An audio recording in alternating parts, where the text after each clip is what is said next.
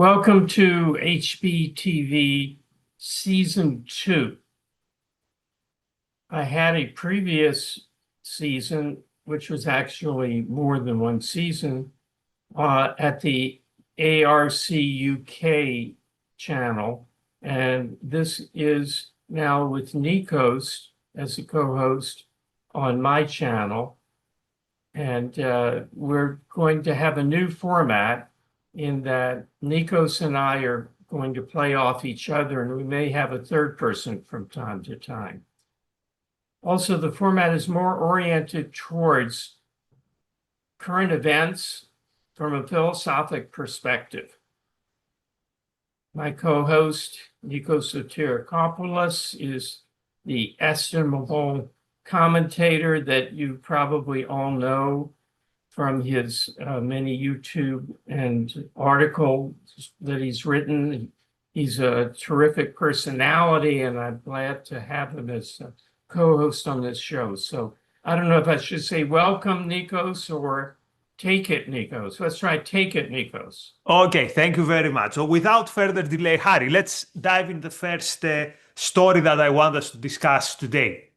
So Good. Last week, we had another anti-Semitic attack in the UK. And the situation in the country has become so dire, and the Jews feel justifiably so unsafe that even the Prime Minister had to appear on camera and admit that people, we have a problem. And the problem, let's be frank, is that there are many people from backgrounds, ethnic backgrounds, cultural backgrounds, that are taught throughout their lives to hate the Jews. So to put simply, there has been an influx of hundreds of thousands of people who are institutionally anti-Semitic. Institutionally anti-Semitic, what does this mean? It means that these are people who have been taught in school, either in Iraq, in Syria, on Libya, in madrasas in Pakistan, or even in religious communities within the UK. They have been taught that Israel is this Zionist entity that is a cancerous cell that needs to be uprooted, and that the Jew is the enemy. Now, why is this discussion of philosophical interest? And here's why I will need your opinion on this, Harry. You have taken a position in the past in favor of open immigration, a principled position. And you have claimed something like no one has a right to stop you at the border because you are an immigrant, even if you are from, let's say, a war-torn area, because you haven't violated anyone's rights. By merely crossing the border, you haven't violated anyone's rights. And I get it. But here is a counter-argument, and I want your view on this counter-argument. The counter-argument says that these Islamists, and the focus is on the ideology, it's not the religion, it's the ideology of Islamism, that by holding these views, these people are a threat to peaceful people's rights, even if they haven't yet become violent. And let me give you a parallel. And I wonder if this parallel works or whether it's nonsense, but I remember, for example, myself, when I first discovered libertarianism, after I was a Marxist, initially I was sympathetic to this view that was held by some radical anarcho-capitalist who claimed that, look, it's okay to have, let's say, heavy weapons or even nuclear weapons on your basement because you haven't yet acted on them. You haven't yet violated anyone's right. And I couldn't understand, like, this sounds right, but at the same time, it seems to be something wrong here. And some objectivist actually corrected me, and he said that, look, by living in fear that your neighbor has like nuclear weapons in his basement, even if he hasn't used them, it's a credible threat. It's a credible threat that he might eviscerate the whole town. And this is a violation of your rights. So couldn't we claim, using this logic, that if you're a Jew in the UK, you have your rights violated if you live in credible threat, if you're afraid every day for your life, because you know that you live in proximity to hundreds of thousands of people who hate you and who advocate for your elimination, even if they have not yet acted in any way to violate your rights. So what's your take on this? No. First of all, I have said repeatedly when asked about the European context that I'm not sure I have an answer for what the standards of immigration should be in Europe. I've said that if you're Israel, of course you can have a wall, of course you can stop people coming in because you're under constant physical force and you're at war with your neighbors, not just that they chant death to Israel, but that they are launching missiles and have for 48 years, or however many years it's been since 1948. They've been at war constantly. So Israel is the one extreme. No, you cannot have open borders. It would be crazy. It would be immoral to have the open borders. America's the other extreme. Yeah, we can have open borders. There are not hordes of Islamists coming in, so the issue doesn't arise. Europe is a borderline case, and I have said that I haven't hammered out a policy for that, for immigration there. But if we speak in principle, I stick to there is no objective threat until there is some physical action. For instance, assembling a nuclear bomb in your basement is different than saying, I want to kill everyone I can. It's an action. It's a creation of a weapon that could be used and has no other purpose for having it to kill innocent people. It doesn't have to be a nuclear bomb. It could be smaller than that, kill one person. So when it takes physical form of an action, then the person can be arrested, taken to court, and he can try to defend himself against the charge of the threat of force. The threat of force is force. The threat of force is force.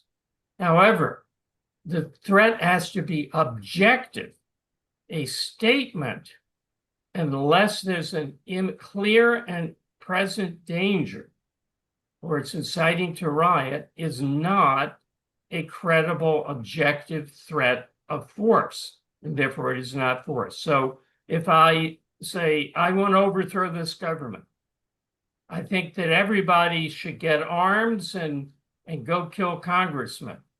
You should be watched. You should be surveilled, but you can't be subject to arrest as if you had actually started taking rifles like that guy, Alan Cole, I think is the guy's name, who tried to kill Trump most recently. Once he's armed and moving to the White House, to that dinner, that press dinner, he can be arrested. He should be arrested. They just didn't know. So there's a difference between thoughts and actions. The government does not act against thoughts. It does not say, well, this ideology is too dangerous. We can't have people who believe this about Jews or that about blacks or this about people with blonde hair. You cannot act against ideas because the next step would be objectivists they're credible threats. They want to blaspheme the creator of the universe. I mean, what could be more, or if you want to take it to physical force, they want to let open borders happen. So they're a credible threat. The next step, once the government is allowed to judge on the basis of ideas, not physical actions, is the rounding up of anybody that the government doesn't like the ideas of. Now, the question is then, what is the solution for countries like England and France? And I think, and I offer this with some trepidation because I haven't seen what's going on, but in principle, I offer it as a principle, which may or may not apply once we introduce measurements that we've omitted.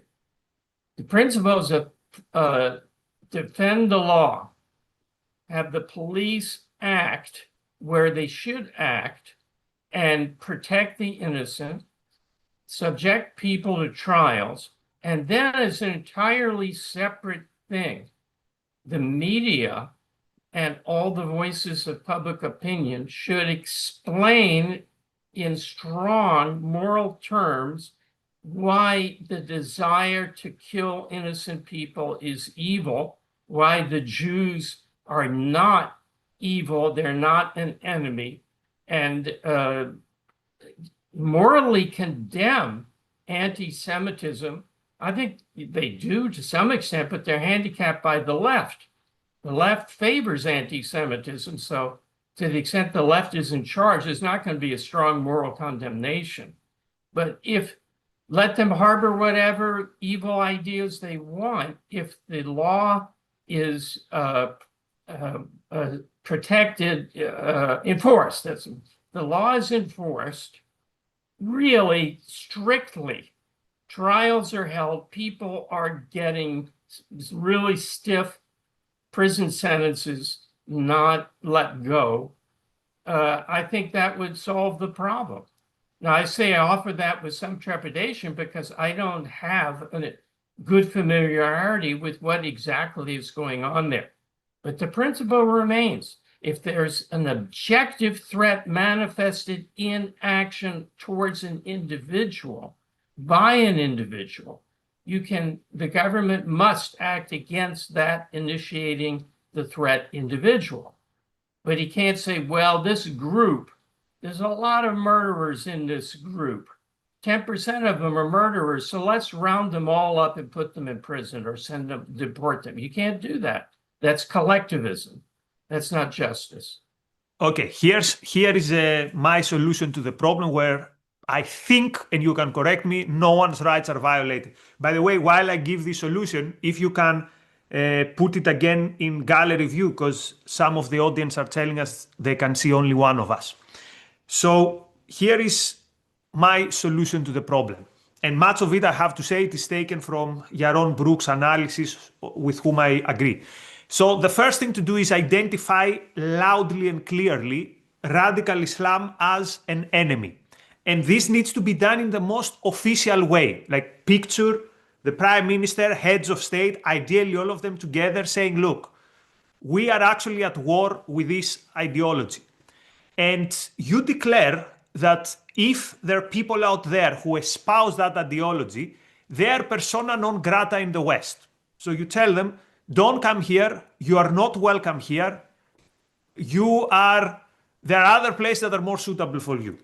And while we're at it, you declare that no welfare benefits will apply to people who have not contributed to the system. Now, ideally, there shouldn't be welfare benefits for people taken coercively from people, but this is not realistically going to disappear from Europe. So at least you say, look, don't come here for the benefits, you're not going to get them. And by the way, we despise your ideas and you're not welcome here.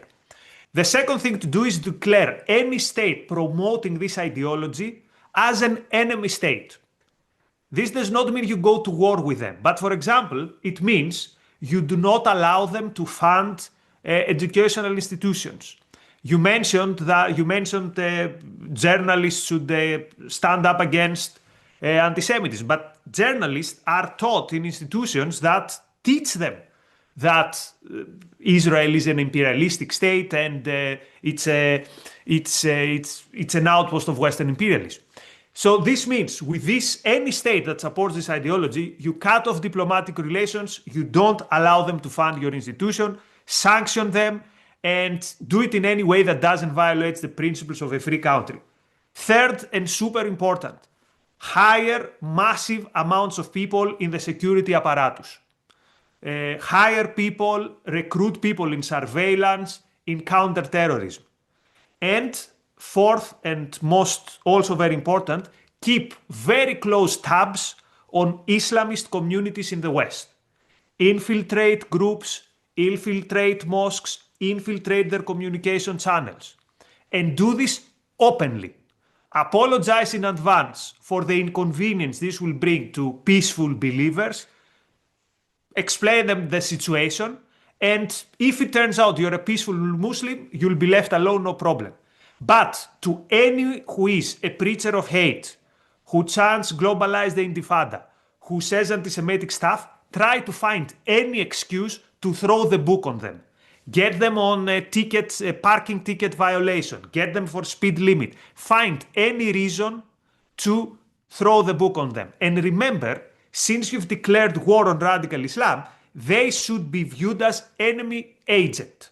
They should be viewed as, again, people who are not welcome, people who are persona non grata. And I think if you do these things, you don't violate anyone's rights, you don't even bring new legislation, actually. You just very decisively try to find any excuse to tell people who support these ideas, you are not welcome here. I'm trying to find every legal way that doesn't violate the rule of law to kick you out of here because you are not welcome here. So how does that sound?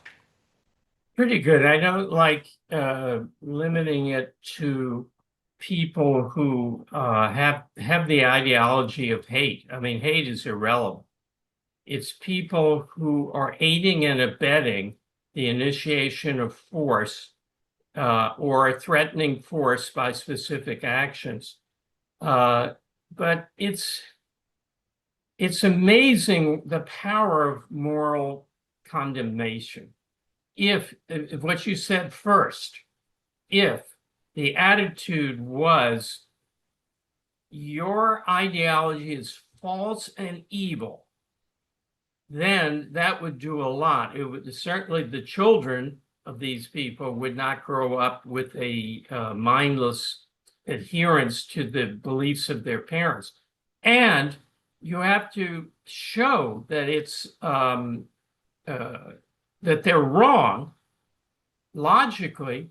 And what I would think is have interviews with Arabs living in Israel, Arabs fighting in the IDF against Arabs, and say, no, we have it great here. We love Israel. These people are terrific and so much better than when I was in Gaza or wherever they came from or their parents came from. Because there are 2 million of them, which is never stated by the enemies of free societies. There are 2 million out of 10 million Arabs out of the population of about 10 million in Israel. And there are no Jews living in Arab countries because they would be killed. There's none. But the rights of the people in Israel do not depend upon their religion. So that would be one thing that would be a very crushing counter argument to what they've been told. But if the whole weight, the way it would have been 40 years ago, the whole weight of moral and intellectual opinion of the civilized world were aghast at the idea of anti-Semitism as the way it is properly against anti-Black, there would be, that in itself would solve 80% of the problem. And then strict enforcement of the law, as you said, is the other part. Keep in mind, though, Harry, we're talking about societies where, I mean, forget immigrants. University students, almost 1 in 2. There was an opinion poll recently that showed that a significant amount of students not only supports the Palestinians, not only supports Hamas. There was something like, don't quote me on this, but I think more than 1 in 3. They opposed the hostage deal. So you have students who have reached this level, educated people supposedly, who have reached this level of moral depravity, that you tell them, would you be in favor in freeing hostages? And they are skeptical about that. So I think that ship has gone. That ship of public opinion standing up against these people, Yeah, this ship has gone. the ship has sailed. The Yes. ship has sailed, has gone, it's outside in the open sea. No, that it's too late for that kind of solution. So the question is, what is the right solution when the right solution can't be done? Exactly. There isn't. What is a principle to apply when you can't apply the right principle? There isn't a principle. There's pragmatic solutions. And I don't see that any of them are really proper. Some are worse than others.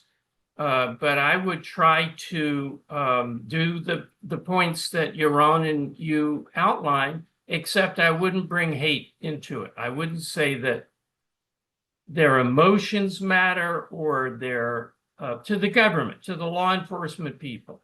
Yes, you can, if they're preaching hate, let's say it's a clergy of a mosque who's preaching, kill Jews wherever you can find them. Yeah.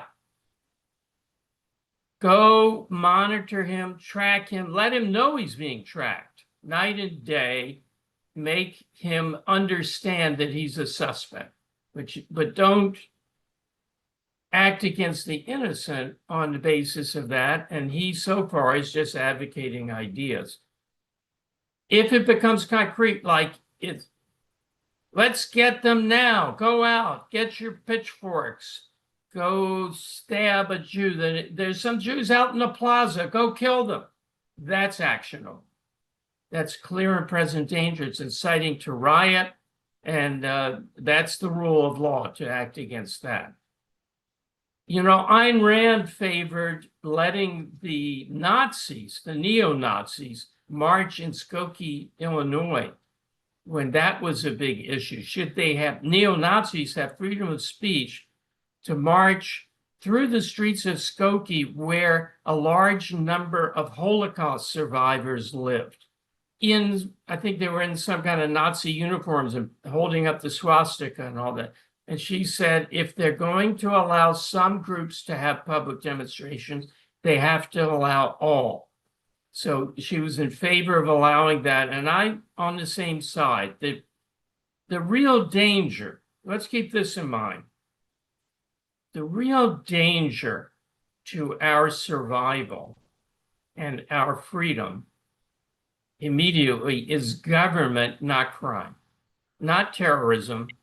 It's not the Jew who's worried that his synagogue is going to be bombed. That's not the big danger. The big danger is government dictatorship, censorship.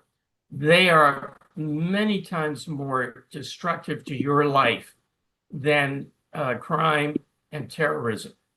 Crime and terrorism can be fought. It's bad, it's horrible, it's deplorable, it has to be countered.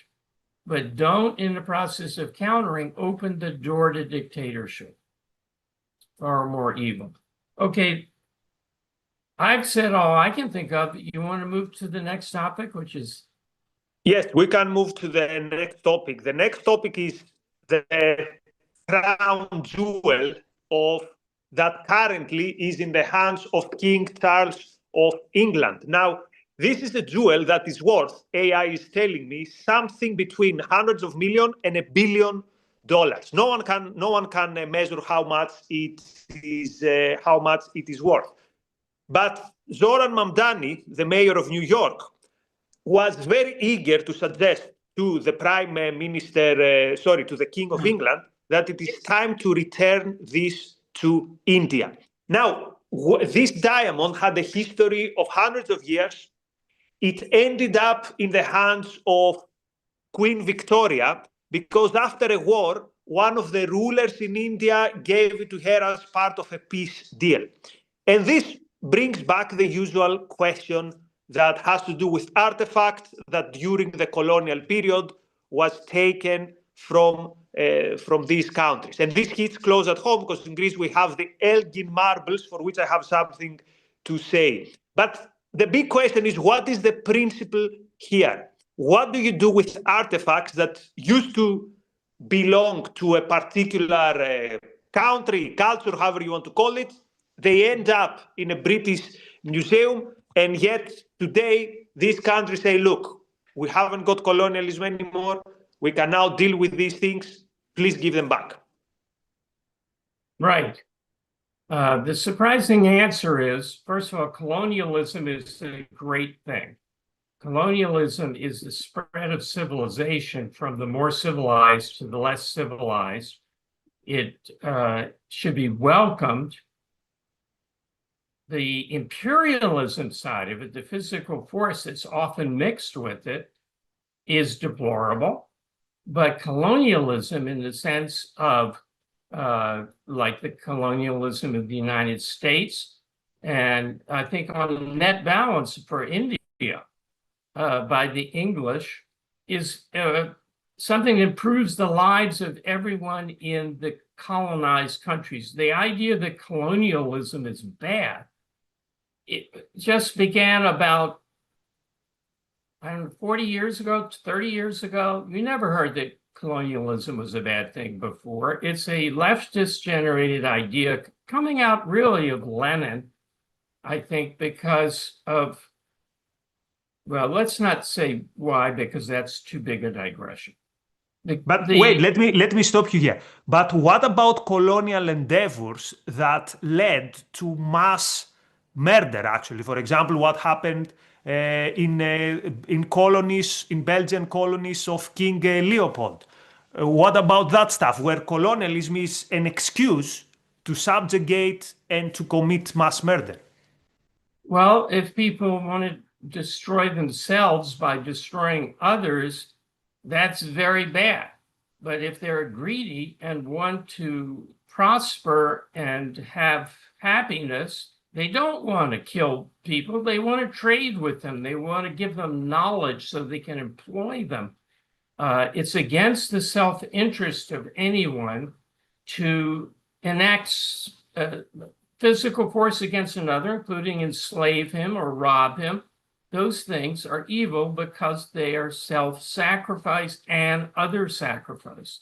They harm the thief, the murderer, and of course the victim as well. And the interesting illustration of that is, we're moving away from the subject, is slavery in the United States held back the South.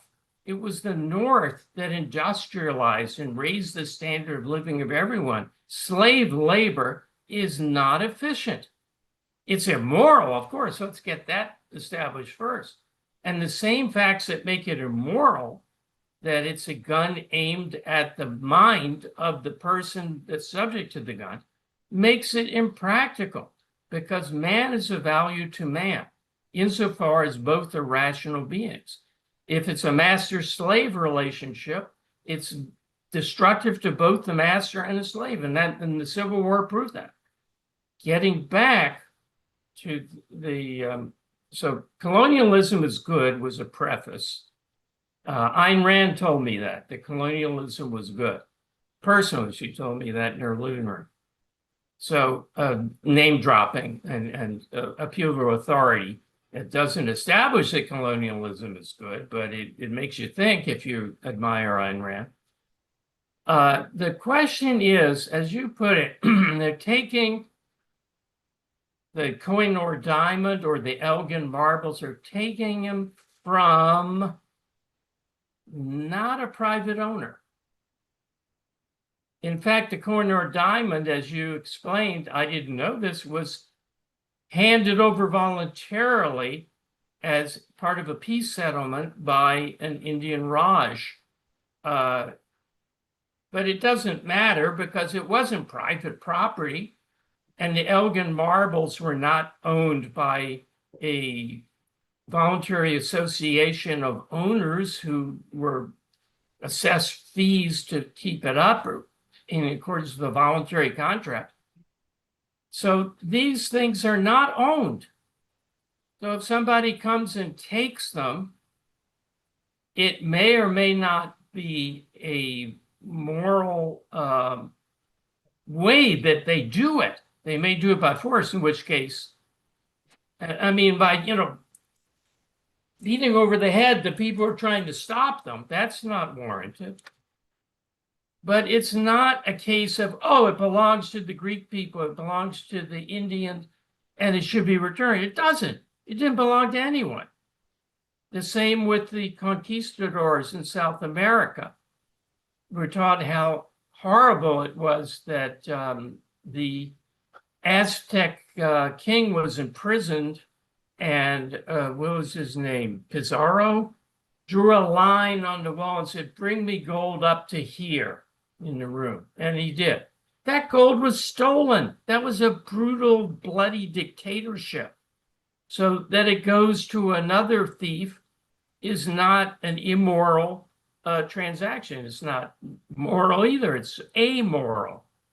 So this does not belong to anyone other than the current possessor. So those things do not have to be returned. Now, if you could show that it was either owned by some particular people or even close to that, such as the citizens of Athens, but that would go back to 500 BC. How do you trace ownership from 500 BC to when they were taken or transferred in some form? I don't think they were owned by anybody. Okay, so on the issue of colonialism, I will not take a position because it's not something I've studied.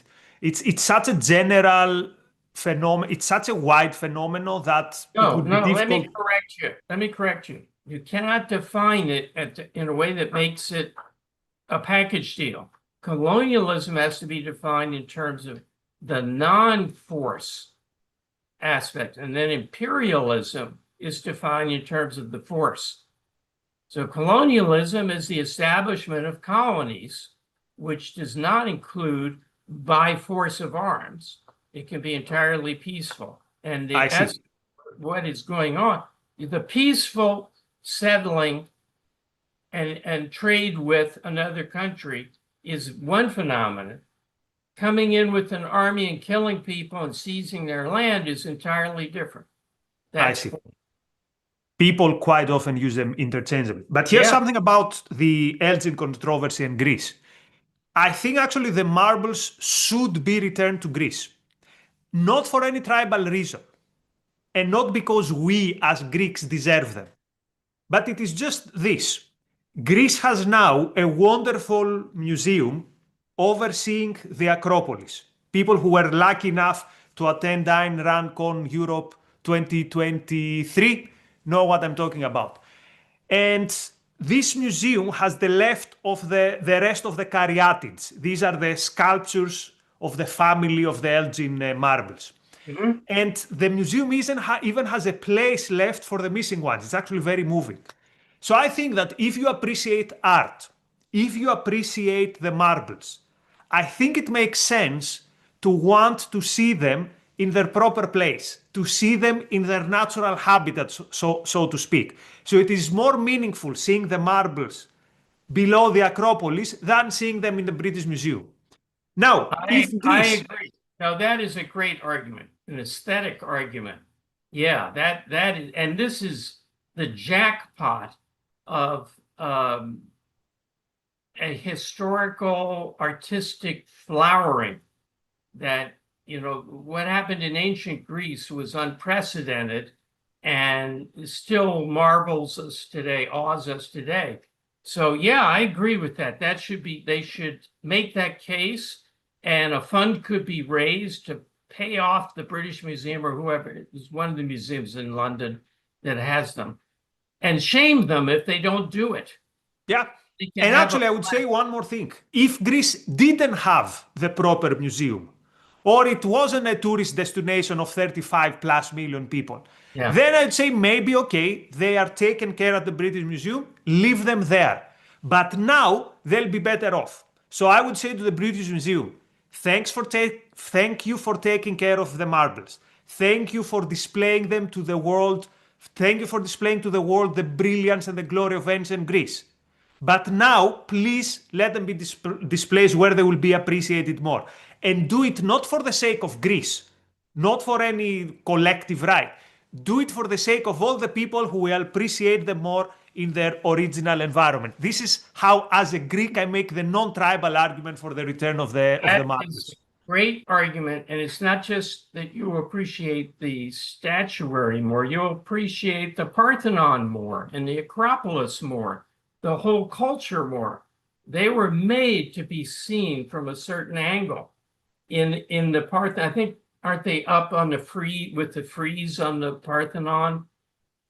Well, where it is now the museum, you can see them, and you can see also the Parthenon. So it's as close as it gets to that.